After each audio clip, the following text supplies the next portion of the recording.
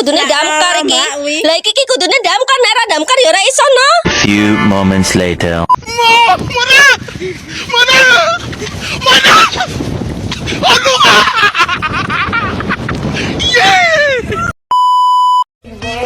Just a feeling that I want you behind because it's something that is on. You're from my mind, I guess it goes that.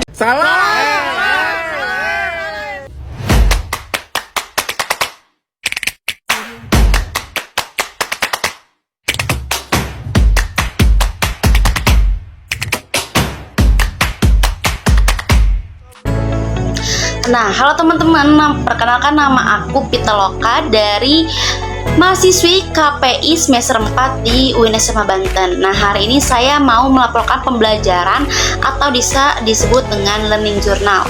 Simak videonya. Nah, teman-teman, pada pertemuan kemarin, teman-teman kelas mata kuliah kepenulisan artikel dan berita ini membahas tentang pedoman frame of reference dalam peliputan berita dan artikel di media massa. Nah, untuk reportase atau liputan adalah kegiatan untuk mengumpulkan data-data yang penting untuk menjadikan sumber berita.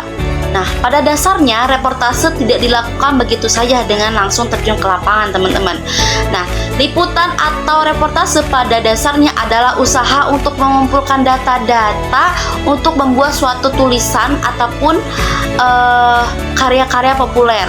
Nah, teman-teman, untuk selanjutnya ada beberapa strategi peliputan berita tersebut. Yang pertama adalah tahapan persiapan wawancara. Dalam sebuah peliputan wawancara merupakan bagian tidak terpisahkan dari sebuah proses penggalian sebuah berita gitu, teman-teman. Nah, yang kedua adalah menentukan angle. Dalam menentukan angle atau arah bahasan merupakan salah satu persiapan yang sangat penting dilakukan oleh wartawan untuk melakukan wawancara. Nah, hal ini juga menjaga agar pembicaraan dapat terarahkan atau tidak melenceng dari tujuan wawancara tersebut. Nah, yang ketiga adalah menentukan narasumber. Menentukan narasumber dalam rubrik topik adalah penentuan narasumber dilakukan oleh pembuatan frame of reference atau disebut dengan TOR gitu kan, teman-teman, dan dalam melakukan penjaringan pendapat pada rapat redaksi tersebut. Nah, sehingga wartawan ini pada saat melakukan wawancara dapat langsung menemui narasumber yang telah ditentukan. Nah, tanpa harus menentukan sendiri narasumber yang harus diwawancarai. Nah, frame of reference ini adalah penjelasan lengkap dalam bentuk bekas atau dokumen mengenal landasan, tujuan, dan struktur proyek yang akan segera dilaksanakan. Nah, TOR juga berisikan perjanjian, jadwal pertemuan, dan negosiasi yang sudah atau akan dilakukan oleh pihak-pihak yang terkait dengan proyek tersebut. Nah, bisa dibilang TOR adalah acuan atau paduan dalam pelaksanaan suatu proyek. Nah, tim proyek manajemen ini adalah pihak yang dipercaya untuk membuat dan menyusun TOR gitu kan, teman-teman.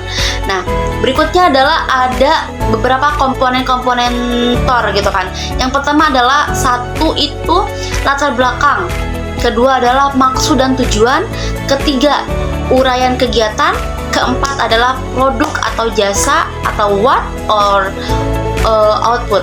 Nah, yang kelima adalah metode dan tahapan, keenam adalah pelaksanaan dan penanggung jawab, ketujuh itu tim evaluasi who gitu kan, siapa, dan 8 adalah jadwal dan tempat, ke-9 adalah logistik dan anggaran. Itu, teman-teman. Selanjutnya, teman-teman, ada cara membuat TOR. Yang pertama yaitu membuat judul proyek, program, atau kegiatan. Yang kedua adalah menulis latar belakang dengan rapi. Nah, yang ketiga adalah sebutkan tujuan dengan rinci. Keempat adalah tuliskan semua elemen yang ada pada isi TOR. Yang kelima, keberlanjutan program. Yang keenam adalah perhitungan anggaran, term